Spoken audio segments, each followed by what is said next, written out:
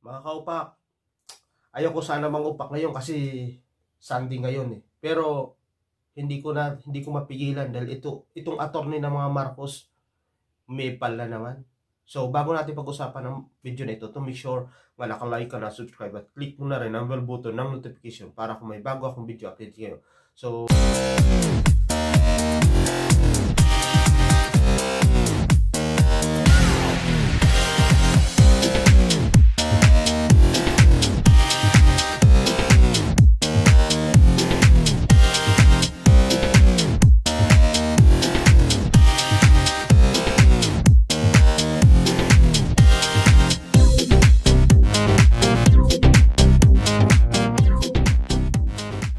mga kaupak, nanggigigil nga ako dito sa isinampa na impeachment labang kay Supreme Court Justice Marvick Leonen ng mga pamilyang Marcos.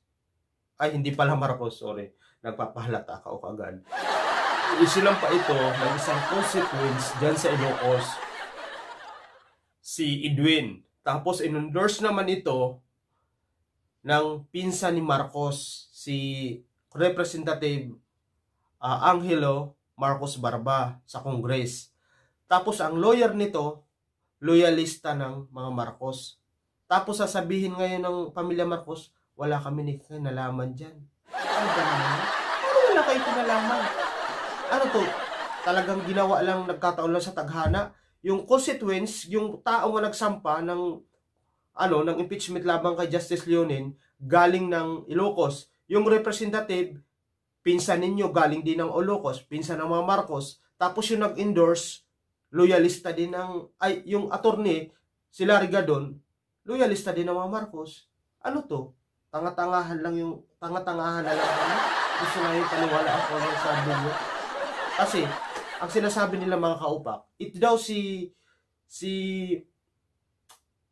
Justice Leonen, inuupuan. Alam po naman natin na ito, ang Vice President na si Ma'am Leni Robredo, ay meron silang protesta na, sinampahan siya ng protest ni Bongbong Marcos dahil sa paniniwala ni Bongbong Marcos, ni dating Senador Bongbong Marcos, na siya ang nanalo nung nakaraang 2016 election bilang Vice President. So, nagsampa siya ng electoral protest labang kay Vice President Leni Robredo na ang humahawak nito ay si Justice Leonen. So, pinagbibintangan nila si Justice Leonen na si Justice Leonen yung nagdidili ng protesta para, alam nyo na, sabi nga nila kalakaran para matagalan, delaying tactic. So, ito po si Justice Leonen, sa hindi po nakakaalam, appointed po ito ni dating Pangulong Benigno Aquino Jr. Tama ba? Junior ba si dating Pinoy? Ngayon, mga kaupa, kung mali, pakicomment na lang kung tama ako. Alam ko junior siya eh. So, mga kaupa, ngayon, in-interview ito si Larry Gadon. Nagigigil ako dito kay Larry Gadon eh. Tanga-tanga lang kung ano yung konkreto niya, ano ang mga ebidensya na nakalap nila. Ang sabi galing lang sa mga periodiko, galing lang sa kolum. Sus, ano ba naman yan? Attorney Larry Gadon, ano ba naman yan, mga Marcos loyalist? Isang justice ng Supreme Court, sasampahan mo ng impeachment, tapos wala kang direct na magtuturo na ang isang justice may may maling mga ginagawa o yung mga inaakusan nyo.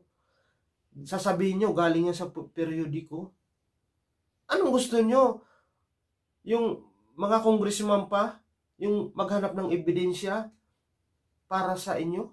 Dapat, kayo yung nagsampa ng kaso, ng impeachment, kayo yung maghabilap ng matibay na ebidensya. Hindi yung sasabihin nyo, may mga kulong na lumabas sa ganito, may mga, ano ba naman ito?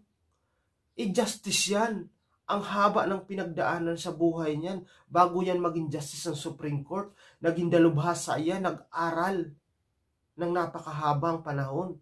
Tapos ngayon sasampahan mo lang dahil may nakita ka sa periodiko, sa kulong, sa radyo, sa balita, na ganun sasabihin mo, merong mga lumabas ang ganyan. Tama ba naman yan? Tapos sasabihin mo, Ipinilit lang ni Presidente Pinoy yung pagkaka-appoint dyan kay Justice Leonen.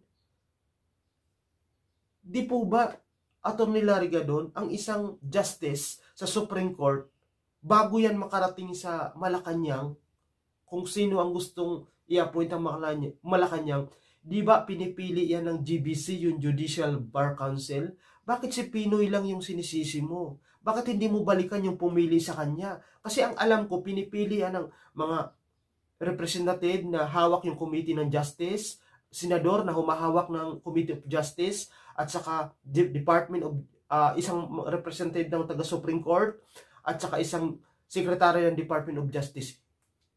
Nakaupo yan sa Judicial Bar Council, 'di ba, sa GBC. Sila yung nagsiseleksyon ng mga, sila yung nagsasala ng mga justice na uupo.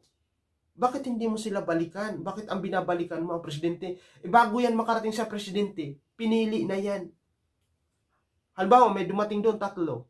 Halimbawa, si Justice Leonen, kung sino pang justice yun, tapos isa ako, hindi pala ako kasala, sorry, hindi pala ako kasala. So, siyempre, ako yung presidente, pipiliin ko yung kung sino yung choice ko. Kasi dumarating yan doon sa opisina ng presidente, yung appointment ng isang Supreme Court Justice, nasala na yan ng GBC. Tapos ngayon, ang sinisisi nyo lang, si Pangulong Aquino, si Pangulong Pinoy, parang unfair naman yun. Tapos sasabihin mo, hindi naman yan katulad ng politiko na kahit na anong itsura mo, kahit hindi ka nag-aral. Although, sa batas sabi kailangan marunong ka magbasa, Pero kahit hindi ka nakapagtapos, di ba? Kapag isa kang politiko, marami kang pera, mamigay ka lang ng pera dito, mamigay doon, di ba? Bukas, pwede ka na kumandidato, sikat ka na. Kasi namimigay ka ng pagkain, namimigay ka ng pera. Di ba? Tanong mo pa si Manny Pacquiao, di ba? Kaya nga si Manny Pacquiao, nanalo dahil sikat, maraming pera.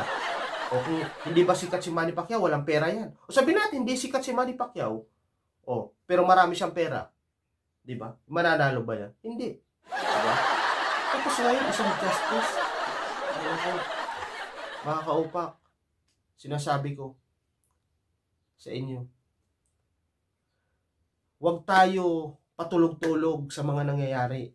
Ngayon, siguro, gusto madaliin ni Marcos kasi kakandidato siya kung anong gusto niyang kandidato, best president, presidente. So, minamadali na nila. So, pinapakita nila talaga na nagiging gahaman sila sa kapangyarihan. So, hindi ko sinasabi na mali ang mga Marcos, pero wag nyo naman i-deny na yung nagsampa ng kaso laban kay Justice Leonen, wala kayong kinalaman.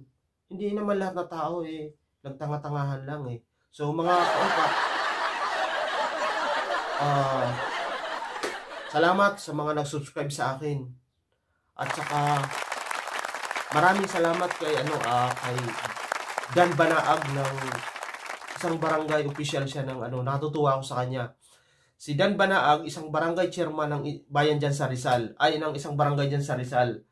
Nakakatuwa kasi siya, tinatawag niya akong idol. Thank you boss. Ako talaga, sa totoo lang ako po natutuwa sa inyo. Kasi napanood ko yung video nyo, nag-ELS kayo, nagla-live streaming kayo, tapos tumawag yung barangay, pinutol nyo yung live streaming nyo, respondi kayo. Yun ang talagang opisyal. Ako talaga yung humanga sa inyo. Hindi katulad ng ibang mga politiko na, kaya saludo ako sa inyo, barangay chairman Dan Banaag. At thank you sa suporta nyo sa akin. Bilib na bilib ako sa iyo dahil nagla-live streaming ka. Inulit ko nagla-live streaming ka, pinutol mo kasi may tumawag sa iyo kailangan ka sa barangay. At least hindi ka katulad ng ibang politiko. Yung ibang politiko, pag may ganyan, ibukon ko ba? Sabihin mo may kausap. Wala yung pakialam. Hindi naman sa lahat, pero may mga ganyang politiko. Pag may tumawag ni Brinche, boss, congressman, gobernador, meron dito, may tumatawag. Sabi, kunwari ako yung gobernador, kung ako ang congressman, sabihin mo sa kanila, wala ako, meron ako ka-meeting sa loob. Bahala ka na. Diba? At least ikaw, pinakita mo yung barangay mo na official. Kahit barangay ka pa lang, sana tama yung ginagawa mo. Nagla-live streaming ka, pinutol mo dahil pinuntahan mo. Thank you sa iyo, Dan Banaag ng Barangay Kami. Tinawag niya akong idol, ito talaga.